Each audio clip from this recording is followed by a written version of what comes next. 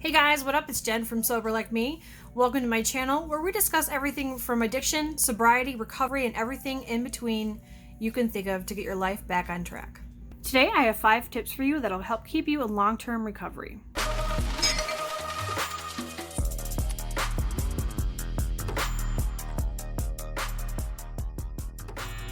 How do you keep yourself sober? How do you stay in long-term recovery? Put a comment down below. So, I get a lot of questions from people that I work with, people on my caseload that ask me, how does a person in long-term recovery stay in long-term recovery? I mean, obviously, they don't need to work at it anymore, right? Wrong. Now, what I will say is this. What I did almost 8 years ago to get myself sober is a lot different than what I do currently to keep myself sober. So today, I have 5 tips for you to keep yourself in long-term recovery. On the top of my list is self-care. Now, it's been debated over the years what self-care actually means. Self-care is anything you do to keep yourself balanced. There are 8 basic domains in self-care.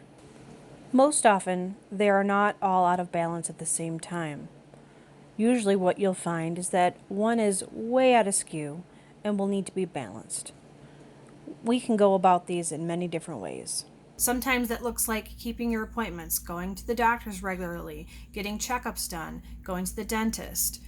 But also, it means something much deeper than that. It's something that feeds your soul. For some people, that means making sure that they go on date nights every week. For some people, that is making sure they're watching the latest episodes of their favorite movie. For some, that's prepping for a triathlon. And for some people who are a little bit more simple, such as myself, that means I write, I journal, and I keep creative. And on a side note, self-care is not selfish. In fact, it's the opposite of that. Because what do we know? We know that we have to keep ourselves tip-top shape in order to stay sober and mindful and connected and ready for the day. The next thing is keeping yourself accountable, but not being too hard on yourself for being human. We all make mistakes from time to time. We're human after all. It is, however, important to call yourself out and bring attention to when you do lose track. The more often you do this, the more comfortable you will become at catching it early and figuring it out. I am forever checking in on myself to see how I'm doing. A lot of times we get so busy with the hustle and bustle and the fast-pacedness of life, taking care of children and family and just doing all that we do, that sometimes it's really easy to just overlook how you really feel. Like, how are you really doing?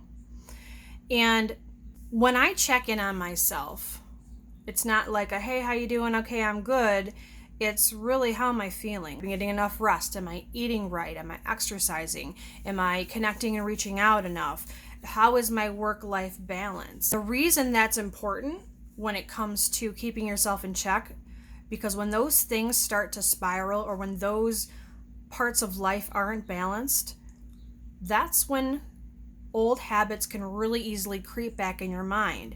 Even though that people in long-term recovery have a lot of coping skills to keep themselves on track, it can be really easy to lose sight of when that happens. So at the first sign of anything, take a step back and go, okay, what am I feeling? Why am I feeling this way? And what do I do to correct it? I'll give you an example. So I've been on a weight loss journey lately.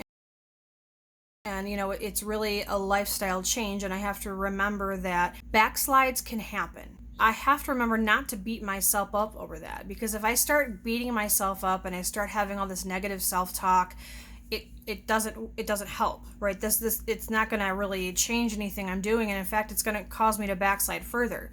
So identify what's going on.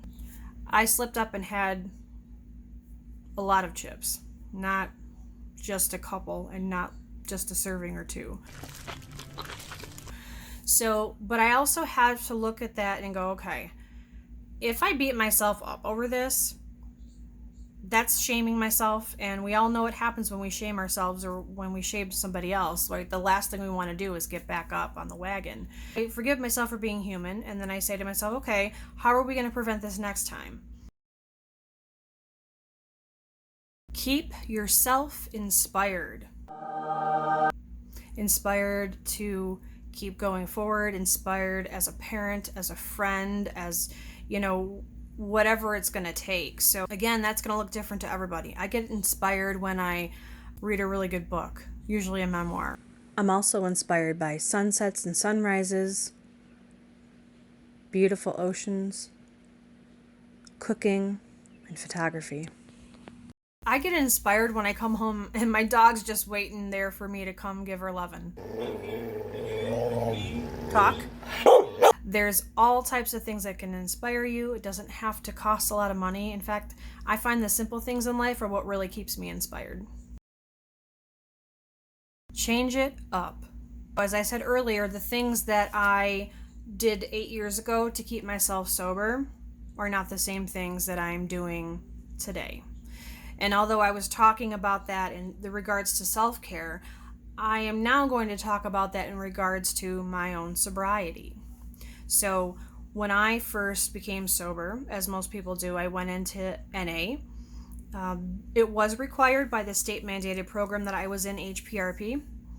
And I didn't know a lot about recovery. I knew a lot about addiction, but I didn't know a lot about recovery. And so I did what I was told. And I made myself look good on paper, but to be honest, I was dry sober. After my stint with NA, I continued with therapy for a little bit and group therapy, and then that was that. And eventually, I kind of found my way back. I did Celebrate Recovery for a couple of years, and I really enjoyed that. But then I stopped going until I wasn't okay. Until I found myself just really struggling with a lot of, thoughts and addictive behavior came back. Not that I was picking up drugs, but some of the old addictive behaviors came back, meaning the compulsions for things, mostly in the form of food and workaholism. Incorrect thinking came back. I started living in my own head, and I started to isolate, and soon after that, I became depressed. So I really had to figure out what I was going to do in that aspect. And I picked up Recovery Dharma, which I absolutely love. It's a Buddhist principle recovery support, and I think it's fantastic. And I'm not above going back to therapy, which I'm thinking about doing. I also have no problem taking medications for mental health either. And the reason I'm telling you all this is because that 8 years in, I haven't stopped. And in fact, I'm doing more for my sobriety now than I ever was before. Not because I feel like I'm going to pick up again, but because there's always spots in my heart and in my mind that need filling. So the more I do, the better I feel. And the last thing I'm going to recommend is staying connected with people. Staying connected with family, staying connected with friends, staying connected with your sober community. Always extending your sober community, always building upon your sober community, because there's so many things you can do, so many ways you can interact. It's not just go to a meeting, it's helping out at an event, being there for another fellow sober person who maybe is going through a tough time. There's a lot of ways you can get connected, because we know that isolation or starting to backslide and becoming more isolative, it's a huge sign that things aren't going well in your life. And so as much as I like to put my head under a pillow and pull the covers over me and not pay attention to what's going on around me, that's my addictive side wanting to isolate, and also my depression wanting to isolate. I know when that starts happening, that things can spiral fast. It's counterintuitive to me to pick up the phone, to call somebody to say, hey, I need help, or hey, I need to talk, or hey, I need something, or even just saying, hey, I need help, which is hard for a lot of us. It works so well because I've told myself probably 87 times in my head already that nobody cares about my problems, nobody wants to help me. But then I make a simple phone call, and before I know it, not only do I have that friend on the line, he or she has called several of the other people, and all of a sudden I have this support. That's something I never would have dreamed of having. There's something special and different about us in recovery. We're there for each other. I think it's because in those really difficult moments, we're all that we have. When we've really kind of ransacked our life and our families kind of necessarily and importantly so put their boundaries around us, we need somebody, right? And so we're always there. We're always paying it forward. We're always willing to help. And we never, ever forget. Like, we always remember what it was like to be in early recovery or be struggling or spiraling. So those are my 5 tips. Thank you for watching this episode of Sober Like Me. If you have any ideas or suggestions of things you want to discuss, talk about, or anything like that, drop a comment below. Stay safe. We'll talk soon.